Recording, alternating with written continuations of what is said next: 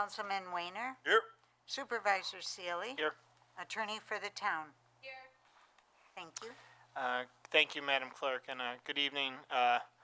This is unlike any board meeting we've had, not just since I've been here, but probably in quite some time for Irondequoit, in that this is a board meeting that, for a town that embraces open government, is not open to the public due to the COVID-19 outbreak, and in accordance with a executive order and really strong suggestion and guidelines issued by the governor.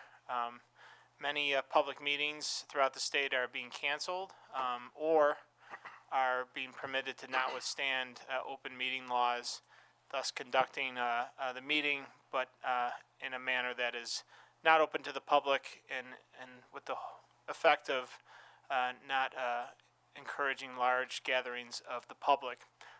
So thankfully, if you're watching us, you're kind of allowing us to stay transparent as you're watching on cable or on Facebook Live, which so many people do every month anyways.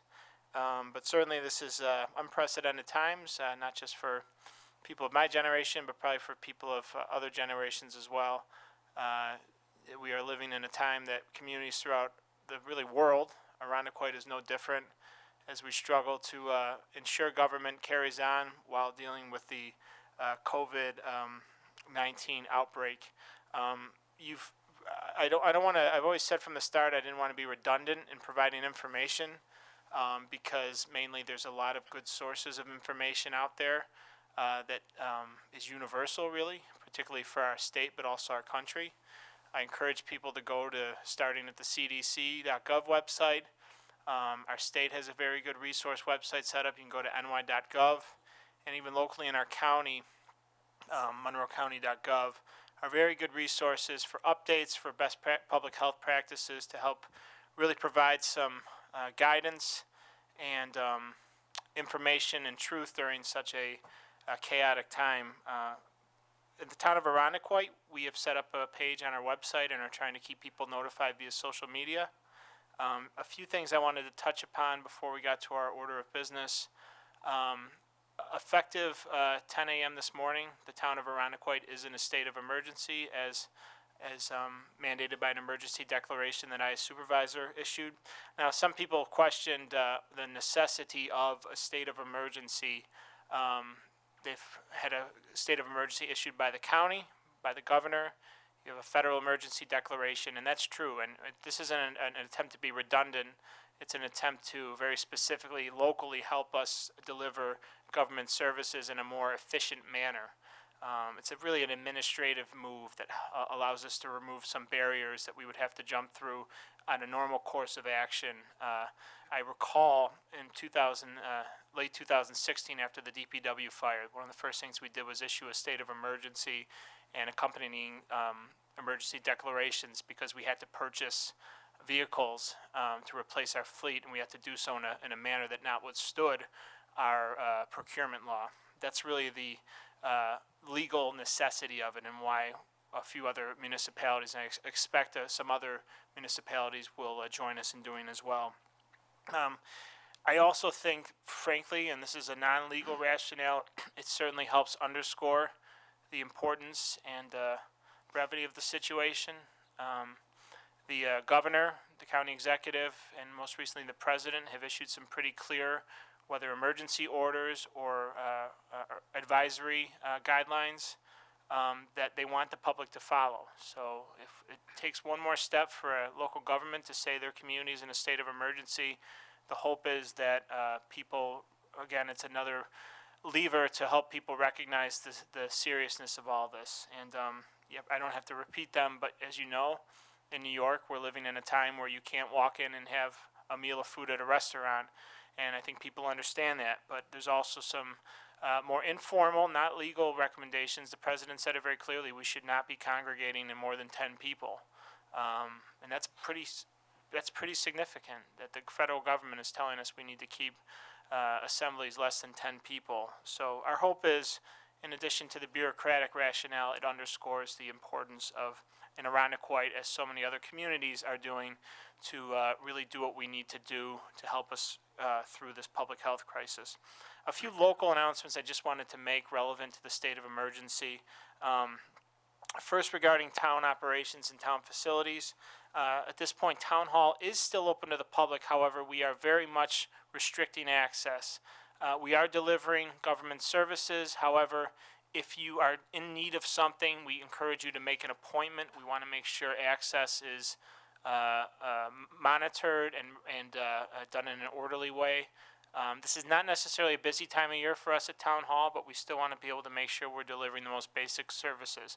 We will do that until we get guidelines from either the governor or the county executive saying that municipal buildings need to close. I will note we are complying with the governor's executive order saying that our staffing has to be 50% or lower. In fact, we're much below 50%. We started planning a phased approach to scaling out operations, both with the mindset of our organization as well as the public health. I will say the library is closed, which breaks my heart, but we made the decision over the weekend to close the library. Pursuant to a mandate by the chief administrative judge of the state of New York, our courts are closed, and that includes the collection of fines. All senior programming at Pine Grove are suspended. In fact, Pine Grove is closed for now, and with that, our recreation programming is suspended until further notice. I will note we still are taking reservations for both cabins and recreation programming on AranaquiteRec.org.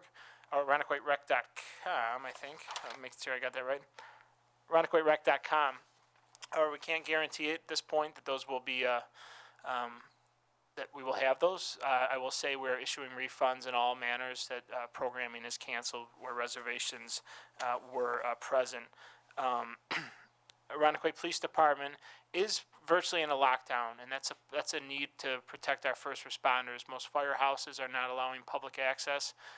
If you do need a non-emergency manner from the police, you can either call 336-6033, or, as Chief Tantillo reminded me, you can still call 911 if it's not an emergency.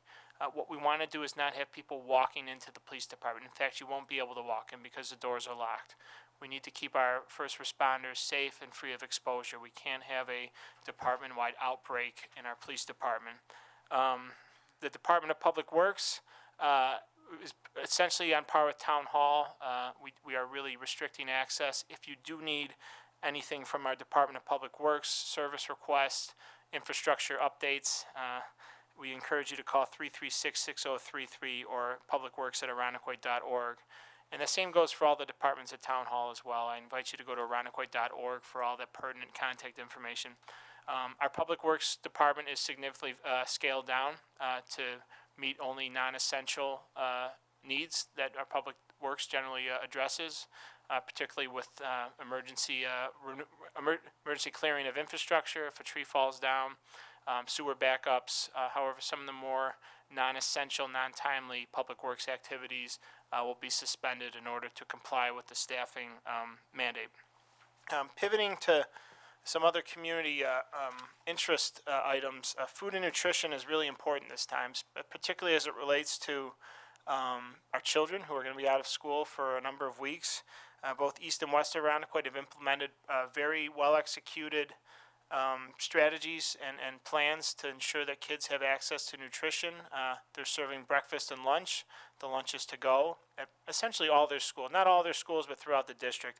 I invite you to go to either school district's website, either eastaran.org or easteranaquite.org or westaranaquite.org for more information. I actually think it's eastaran.org, and I misspoke, but if you live in the school district, hopefully you know their website as opposed to me, who does not know it by memory. The Aranaquite Community Cupboard is the best food pantry in any town in our area, and we are partnering with them. They are open, as they always are, and you can call 336-9107. to get their level of service they always commit to. They're fully stocked, and they can provide needs for nutrition, some protein, some household items. I don't believe they have toilet paper, but some, they're there to meet your basic needs, and it's not just food and nutrition. I'll take this opportunity to announce an initiative we're doing with the Food Cupboard and Food Link, which is the regional food pantry, to execute a drive-up food distribution event on Friday, March 20th, from 10 a.m. to 2 p.m. at Bishop County High School.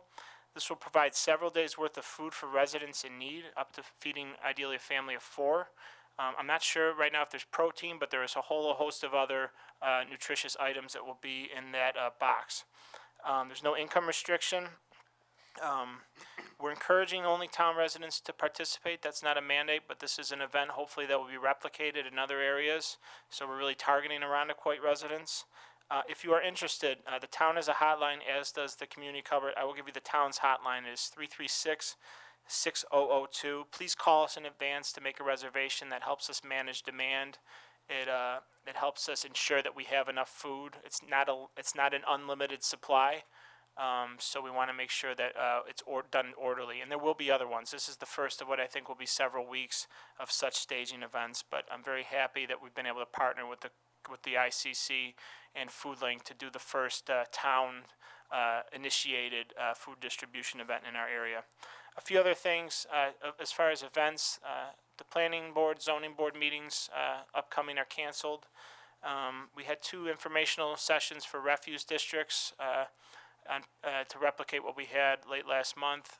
Those are suspended. Those are canceled, and I will say our refuse district initiative we're going to put on the back burner. Now is not the time for us to be staging events where people need things notarized. So we think that people have expressed an interest, but we're going to table that for hopefully next year. And if residents want to do that, we'll put that in motion next year. We've been in touch with our refuse collectors, our current refuse collectors, the garbage companies. Our goal is to ensure that waste collection is not halted. We do fear that one waste hauler might become compromised organizationally with the virus, and as such, we want to make sure that our waste haulers, the 3 that do business in the town, are cooperating with one another, and that's the expectation we've levied upon them. They've been very cooperative, and I think they have a plan and that they'll be able to execute if that should happen. I'll just close by saying I've gotten so many nice notes from people who have offered to help, and this is a little different than the windstorm or other weather events where we could use the physical labor. This is different. We aren't interested in sending people out to the community. But I will say the United Way of Rochester has set up an initiative and a portal, a dashboard. So if you are interested in volunteering or providing philanthropic support, they can do so. I encourage you to visit uwrochester.org. It's a very nice portal they've set up and really helps identify ways that people who want to be altruistic can help out. And then just 2 things non-COVID related. I will say we at the end of every workshop meeting, or at the beginning of every town workshop meeting, which seems like an eternity ago, on last Tuesday we held, we recognized with our staff spotlight, and I'd be remiss if I didn't, as usual, mention who that was. Megan Hoffman from our recreation department, who does an outstanding job. She's been there for quite some time, and really we could not live without her. So we were very happy to recognize her with our staff spotlight award. And this will probably provide an appropriate sending off when I think the emergency subsides and the time is right, and we can do so in a more thought out manner. But this will be the last town board meeting where Chief Rich Tantillo will be a member of the Arundequoit Police Department. I think it's not unknown that he's taken a job with the County of Monroe and is really in the process of transitioning out. We'll have a resolution forthcoming at this meeting that will help with that transition. But there'll be a time for adulation and giving him the proper send-off. But we just want to thank, this will be the first of many times I think we'll thank him for his many years of service. It won't be the same looking out and not seeing him at our board meetings. And really, I think it goes without saying how important he is to this community. He'll still remain a member of this community, but we congratulate him on his new opportunity, but certainly a little mixed emotions, as we'll be certainly sad to leave him, see him go. That is the extent of my remarks. Thank you for permitting me the time. I know it's a little bit longer than normal. We will now generally move on to public input. Obviously, we don't have any in-person public input. We did allow people the opportunity to submit public input to supervisor@aranaquoit.org. We did not get any submitted, so I do not need a motion to open or close public input. We can thus move on to our financial report. Madam Comptroller. Thank you. In this report, I'm presenting a preliminary look at the year-end 2019 financial results for the town as of February 29th. At the June Town Board meeting, the town's auditors from Bonadeo Group will present highlights of the audited 2019 financial statements and audit report. The preliminary 2019 year-end financial results as of February 29th, 2020. The town's total expenses are lower than budgeted at 97.5%, a sum of $35,318,000. Encumbrances are $776,000, and actual expenditures are $34,542,000. The actual expenditures equate to 95.3% of the budget, while encumbrances represent 2.1%. The general fund expenses are below budget at 96.8%, or $20,654,000. Actual expenditures are 95.5% of the budget, or $20,384,000, and the remaining 1.3% is due to $269,000 of encumbrances. Overall, the expenses in the highway funds are below budget at 92.7%, a total of $5,387,000. The costs in these funds result from expenses for salt, gas, and fuel. The library expenditures are below budget at 96.6%, a total of $2,493,000. The sewer fund expenditures are at $4,008,000 and are below budget at 98.6%. The storm drainage district expenses of $1,313,000 are slightly over budget at 101.6%. The general fund has recognized revenue of $21,594,000, 103% of budget. Real estate taxes of $11 million have been collected. 101.4% of payment in lieu of tax revenue of $219,000 has been received. Sales tax revenue of $5,139,000, or 109.5% of budget, has been recorded. Mortgage tax receipts totaling $970,000 have been recorded. That represents 119.1% of the budget. And cable franchise fees revenue totals $716,000 and are below budget at 90.6%. Regarding the entire town, $35,854,000, or 101.1% of revenue and appropriated fund balance have been documented to date. At year-end, the library has confirmed 99.8% of revenue of $2,576,000. 92.8%, or $5,263,000 of revenue has been recorded by the highway fund. 100.1% of the sewer fund, or $4,047,000 revenue, has been verified. The stormwater drainage has recorded $1,048,000, or 99.5% of its budgeted revenue. This concludes the third pass of the preliminary 2019 year-end financial report as of February 29th, 2020. The second report is the financial results for the town for the month ended February 29th, 2020. Total expenditures, actual as well as encumbered, are $8,032,000, or 21.8% of budget, which is higher than the 16.7% of the year that has elapsed. The breakdown is actual expenditures, $4,723,000, and encumbered expenses of $3,308,000. Encumbrances are typically high early in the year as departments establish and commit to commodities, services, and supplies that will be needed during the year. The general fund expenses are above 16.7% at 20.5% of budget, or $4,509,000. The breakdown is actual expenditures, $3,017,000, and encumbrances, $1,492,000. Together, the expenses in the highway fund are $1,519,000, or 27.8% of budget. Encumbrances account for $761,000 or 13.9% and include fuel, salt, and vehicle parts. Library expenditures are under budget at 10.4% or $283,000.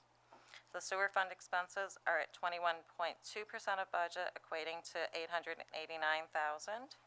The stormwater drainage expenses total $547,000, which is 43.7% of the budget.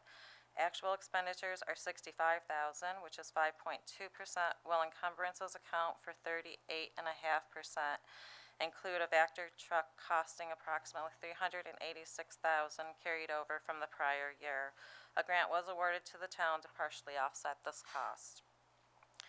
General fund revenue received is $11,744,000 or 54.1% of budget. At the end of February, the town has received $11,185,000 of real estate tax, 100% of budget. 60.3% or $155,000 of payment in lieu of tax has been received. Regarding the entire town, $23,287,000, or 65.1% of revenue and appropriated fund balance has been received to date.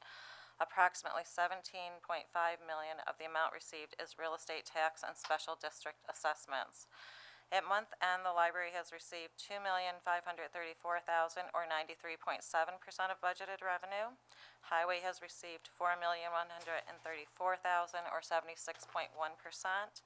Sewer district has received 9.5%, or $4,030,000. Stormwater drainage has received 99.7% of revenue budgeted, a total of $837,000. This concludes the financial report for the month ended February 2020. Thank you, Madam Comptroller. Any questions or comments? Hearing none, I'll take a motion to accept the financial report. Move. And a second. Second. All those in favor say aye. Aye. Opposed? The financial report is accepted. Madam Clerk? Approval of minutes, February 11, 2020, workshop meeting. Motion Moved. and a second. Second. Any questions, comments, revisions? Hearing none, all those in favor say aye. Aye. Opposed? Minutes are approved. February 25th, 2020, regular town board meeting. Motion Moved. and a second. Second. Any questions, comments, or revisions? Hearing none, all those in favor say aye. Aye. Opposed? Minutes are approved. February 28, 2020, workshop meeting. Motion Moved. and a second. Second. Questions, comments? All those in favor say aye. Aye. Opposed? The minutes are approved. Items for board action. Number 1, approving the appointment of an acting chief of police. Motion Moved. and a second. Second. Thank you. Mr. Vanette, explanation, please. Yes, as you mentioned, with the impending retirement of Chief Tantillo, there's a need to appoint an acting chief. This resolution appoints Captain Alan Laird as acting chief upon this retirement, and he will act until such time as the board makes a permanent appointment. Thank you, Jason, and the last part's important, and certainly congratulations to Captain Laird. He's done a terrific job in the department. We will be posting this position. We will be, and also made it clear with Captain Laird, in fairness, that we'll also be looking outside and opening it up to outside, and certainly we hope Captain Laird wants to put his hat in the ring, but I think it's only prudent on our end to make sure that we're casting a wide net. So we'll have more information on that process probably maybe not in the next few days, but and when the dust settles, we'll have a clear path forward for appointing a permanent chief. Questions or comments? All those in favor say aye. Aye. Opposed? The resolution is adopted. Item number 2, calling for a public hearing on the matter of rezoning 2732 Culver Road, St. Cecilia Church of Rochester from R2 residential to R5 residential. Motion? Moved. Second. Second. Ms. Ivers, explanation, please. The application before you is requesting a rezone of the parcel at the address provided. This is the location of the St. Cecilia Church. They are proposing a 74-unit senior housing development. The project would include construction of new buildings on the site. And although not an issue for this board, if the rezoning were to move ahead, planning board would be contemplating a subdivision. the rezoning, for this resolution will require, referral to planning board, a setting up of a public hearing for the April town board meeting, and also, the referral to the county as well. Thank you, Carrie. And for the record, this proposes a rezone from an R2 residential to an R5 residential. Just a quick explanation what R5 is. R5 is our multifamily residential zoning district. It allows for multifamily developments like the one that's being proposed here. Thank you. And the proposed resolution, if adopted, would set a public hearing for April 21st, 2020 at 7:35 p.m. And as always, we notify residents within a 1,000-foot buffer of the proposed rezone. That is correct. Thank you. Any questions or comments from the board? Quick question for Ms. Ivers. Does this zoning of R5, also include churches and places of Yeah, worship? so the underlying zoning, it is a residential classification, so all of the typical uses that you find in R1, R2, R3 are also permitted here, so churches, community centers, schools, things of that nature. Thank you. Thank you. Very good question. Any further questions? Hearing none. All those in favor say aye. Aye. Opposed? The resolution is adopted. Item number 3, approving revised building, fire marshal, and planning and zoning fee schedules in the Department of Community Development. Motion. Moved. And a second. Second? Ms. Ivers, an explanation, please. Staff had identified some potential either cause for confusion or opportunities for clarity in our existing fee schedules across those 3 areas. We also realized that there might be some fees that were not explicitly stated in the fee schedule, so this is really intending to clarify that. Additionally, we needed to make modifications to remove the small cell application fees that was never really addressed previously, so we wanted to take this opportunity to make those enhancements. Thank you, Carrie. Any questions or comments on the resolution? Hearing none. All those in favor say aye. Aye. Opposed? The resolution is adopted. Item number 4, affirming appointments to the Historic Preservation Commission. Motion. Moved? And a second. Second. Thank you. The town board, we have an interest in affirming the currently serving members of the Historical Preservation Commission who do a very nice job and work very hard. The commission has consisted of the town historian and the following appointed members: Christopher Brandt, Judy Belaine, Bruce Dombald, Mark Johns, Tom Knopf, and Greg Walther. This resolution would affirm their membership till the end of the year ending December 31st, 2020, and declare they are members of good standing. Any questions or comments? All those in favor say aye. Aye. Opposed? The resolution is adopted. Item number 5, authorizing 2019 interfund closing transfers to appropriate funding to the self-insurance fund. Motion. Moved? And a second. Second. Thank you. Comptroller, explanation, please. Thank you. This resolution would allow the town to move funding from the operation fund to the self-insurance fund for possible outstanding claims. Thank you. And that's done on the recommendation of our Human Resources Director, correct? All right. Any questions or comments? Hearing none, all those in favor say aye. Aye. Opposed? The resolution is adopted.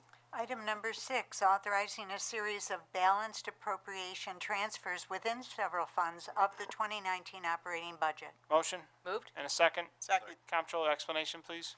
This would allow us to make transfers within the operating budgets within the funds to balance the negative accounts that are there.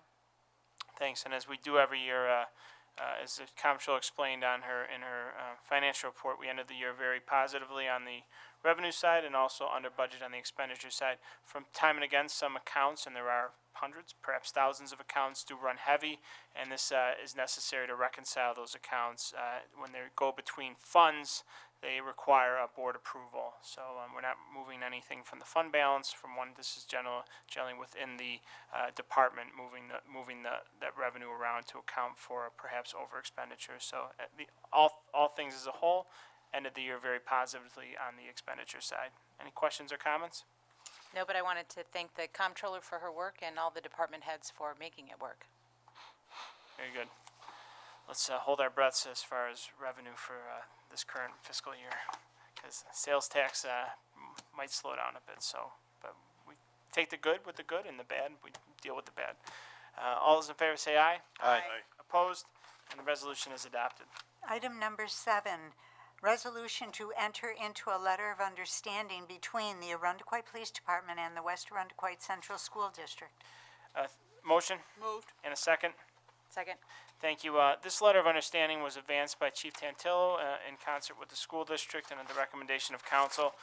We've developed a more formalized relationship with the school district that allows us to partner with them on a number of initiatives, including investigations of possible infractions of code of conduct, other suspected violations, but certainly other things that warrant IPD's involvement with the school district in order to help them keep order, but also to maintain a community policing presence in our school districts. That's an important term, community policing, and we want our police to feel a part of our school districts, and it's a good thing, it's a healthy relationship, and this essentially memorializes that through a letter of understanding. Any questions or comments? Hearing none, all those in favor say aye. Aye. Opposed? And the resolution is adopted.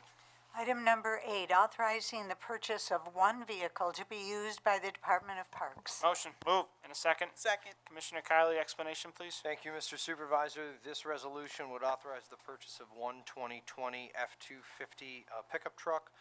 This was posted on the OGS mini bid number 4002. The lowest responsible bidder for this bid package was Van Bortle Ford, and the amount of $28,891.04. This is under budget and budgeted within the Parks equipment line in 2020. Thank you. Any questions or comments? When do we expect delivery of the vehicle? Delivery of F-250s is typically within a couple of months, so we would, in a normal situation, expect that to be within 3 to 4 months. This situation is unknown. Won't lie. Thanks, Bob. Any further questions? Hearing none, all those in favor say aye. Aye. Opposed? Resolution is adopted. Item number 9, authorizing the lease of 3 vehicles to be used by the Department of Public Works. Motion. Moved. And a second. Second. Thank you. Mr. Kylie, explanation? Thank you, Mr. Supervisor. This resolution would authorize the lease of 3 2020 Chevy Silverados, 2 of those being double cab, 1 of those being a crew cab. At the end of this lease, the town would purchase the vehicle for $1. The lowest responsible bidder, again via the OGS mini bid, was Hazelton Leasing Company, with the value of $71,467.10 for the 2 double cab, and $37,289.60 for the crew cab. Thank you. Any questions or comments? Hearing none, all those in favor say aye. Aye. Opposed? Resolution is adopted. Item number 10, authorizing the supervisor to enter into contracts for fire sprinkler, burglar alarm system monitoring, and HVAC preventative maintenance at various town facilities. Motion. Moved. And a second. Second. Mr. Kylie, explanation, please, about this resolution regarding preventative maintenance. Thank you. Thank you, Mr. Supervisor. This resolution would piggyback off of the New York State OGS contracts for Johnson Controls to conduct preventative maintenance, fire, sprinkler, burglar, alarm monitoring systems at various different facilities. Those facilities are Town Hall, the Public Safety Building, Pine Grove Community Center, McAvoy Park, Cemetery, Mausoleum, and Garage, Public Works Garage, and the Evidence Storage Room. The term of these contracts would run from January 1, 2020 to December 31, 2022. This resolution would not be possible without help of Deputy Fire Marshal Nella Vico, who played a very important role in looking at this. So, thank you. Thank you, Commissioner Kylie. Very thorough. Any questions or comments? Just a quick question. So, Commissioner, this will also result in some savings to the town, am I correct? Absolutely. Yes, absolutely. So ultimately, as we sat down with Johnson Controls to review what was to be done at each facility, Deputy Fire Marshal Nella Vico, who is very involved with this, was able to find efficiencies. And so again, we thank him greatly for his work. Thank you. Thank you, and very good question, Ms. Romeo. Any further questions or comments?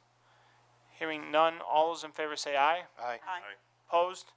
Resolution is adopted. Item number 11, authorizing the supervisor to enter into agreements with New York State Department of Transportation and authoring an interfund loan. Motion? Moved. A second? Second. Thank you. Commissioner Kylie, explanation, please. Thank you, Mr. Supervisor. This resolution would authorize the supervisor to enter into an agreement with New York State Department of Transportation and also authorizes an interfund loan. The purpose of this resolution, the New York State DOT will be doing a public works project on Empire Boulevard. On the south side of Empire Boulevard, there are 26 light poles that are in conflict with a sidewalk and retaining wall that State DOT is installing at that location. Again, this is Empire from Culver to Hellendale. The relocation of those utility poles is between RG&E and New York State DOT, as it's a DOT roadway. However, the town has lights affixed to the utility poles, and as such, this would authorize the movement of $59,800 to be loaned. The town would compensate RG&E for the relocation of those light fixtures attached to the utility poles, and then in approximately 2 weeks after paying the invoice to RG&E, the DOT, state DOT, would compensate back the town of Arundecoit for the $59,800 expended. Thank you, Bob. Any questions on the resolution? Hearing none, all those in favor say aye. Aye. Opposed? The resolution is adopted. Item number 12, authorizing the extension of the contract for layout, design, printing, and mailing of the town activity guide publication. Motion? Moved. And a second? Second. Thank you. In order to print our activity guide, the town currently has a contract with Penny Lane Printing. There's a one-year renewal option. The Director of Recreation has recommended we extend that contract for 1 year and continue with Penny Lane Printing. Any questions or comments? Hearing none, all those in favor say aye. Aye. Opposed? The resolution is adopted.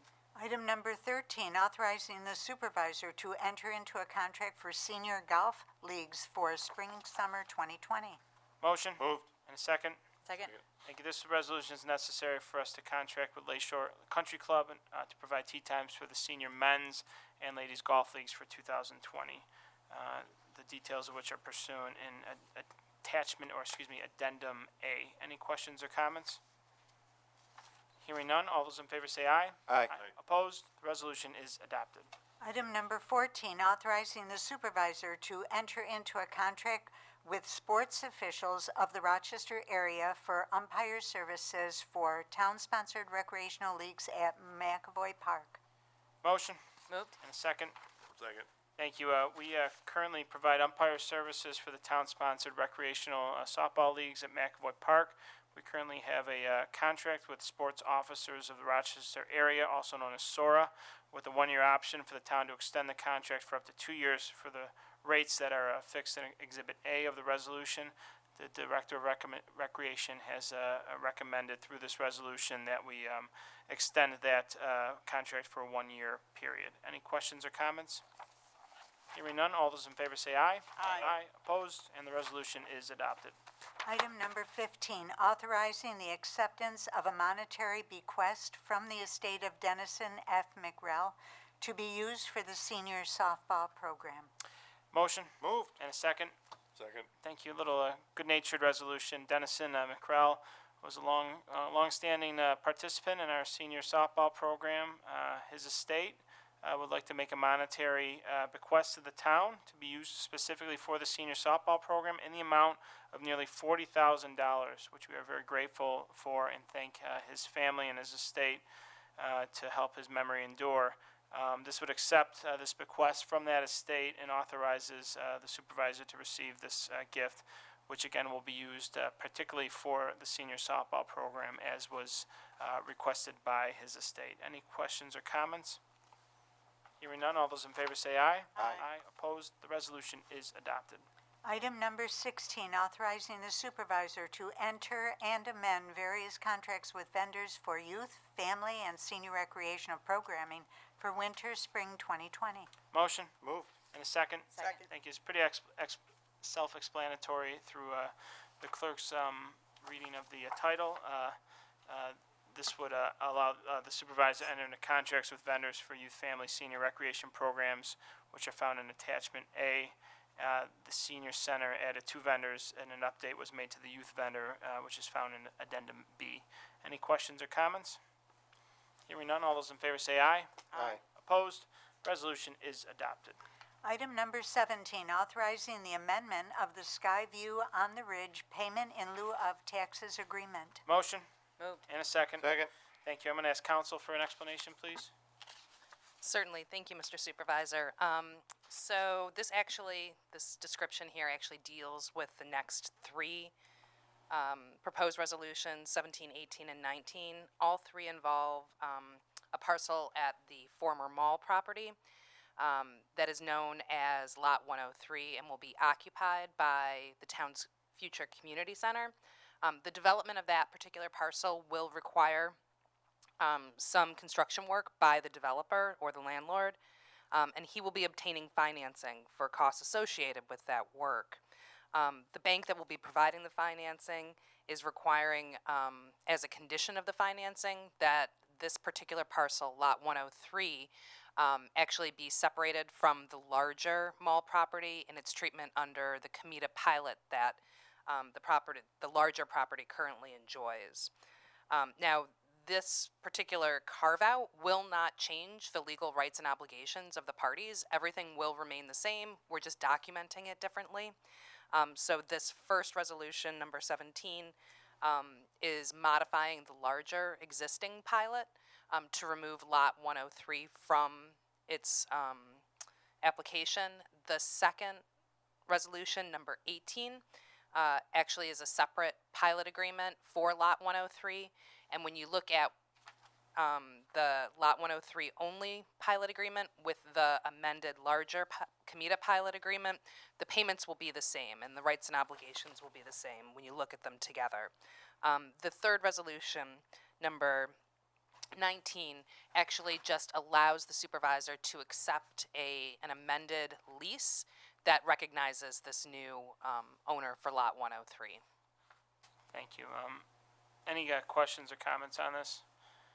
As council explained, some of the parts are the same. It's a lot of it just truthfully replacing the lessor in the lease agreement and the pilot agreement, taking one out, putting one back in.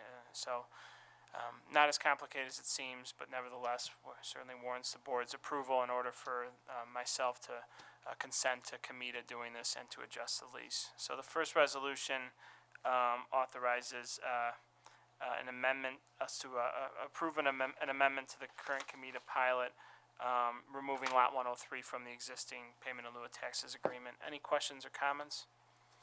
Hearing none, all those in favor say aye. Aye. Opposed? The resolution is adopted. Number 18, supporting a payment in lieu of taxes agreement for Skyview Phase 1 LLC. Motion Moved. and a second. Second.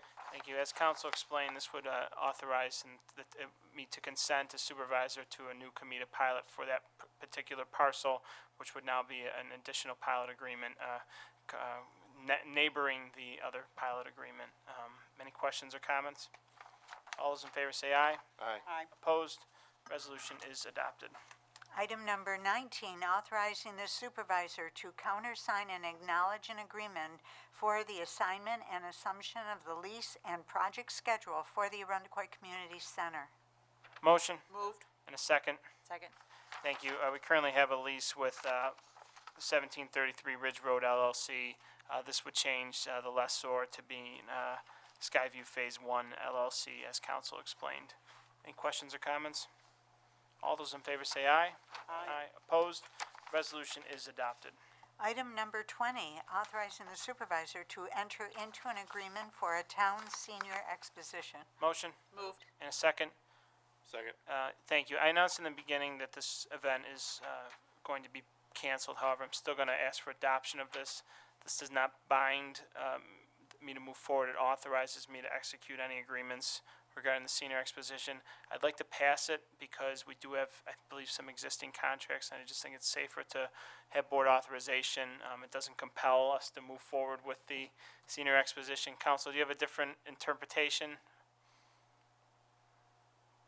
No, I don't. I think Okay, that's a this one- fair interpretation. This one caught me off guard. It was probably the least significant resolution we had. Not that we don't like the senior exposition, but as I was reading through the agenda today, I figured we would move forward with it. And we do hope to reschedule. That was the one postponed event of the event alterations. We hope to reschedule this later in the year. Any questions or comments? Hearing none, all those in favor say aye. Aye. Opposed? Resolution is adopted. Item number 21, approving the special event license for the 18th Annual Sunset House 5K Run and Fitness Walk. Motion? Moved. And a second? Second. Thank you. This walk and run would take place on May 23rd, 2020, and generally takes place in the Cooper Road area around Arundecoit High School in Dake. Any questions or comments? All those in favor say aye. Aye. Opposed? And the resolution is adopted.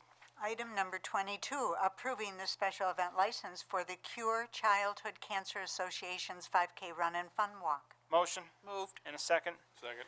Thank you.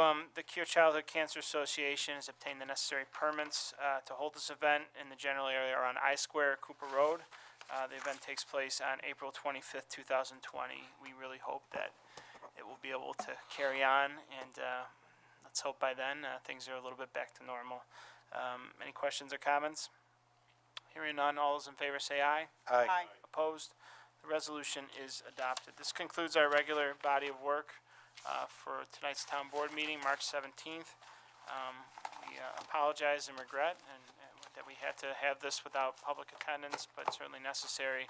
Thank the board members for coming and their ongoing partnership during this crisis, as well as our town staff and all your municipal employees, healthcare workers, first responders who are working very hard through this time.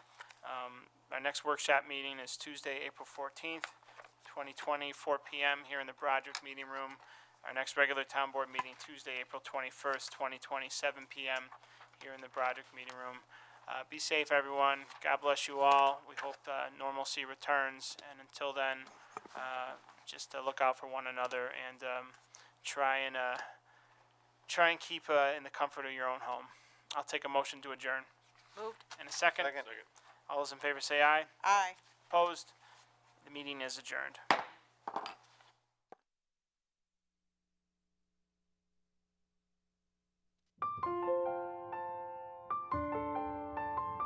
We hope you enjoyed this presentation of the Arundecoit Town Board on ICAT, Government Access.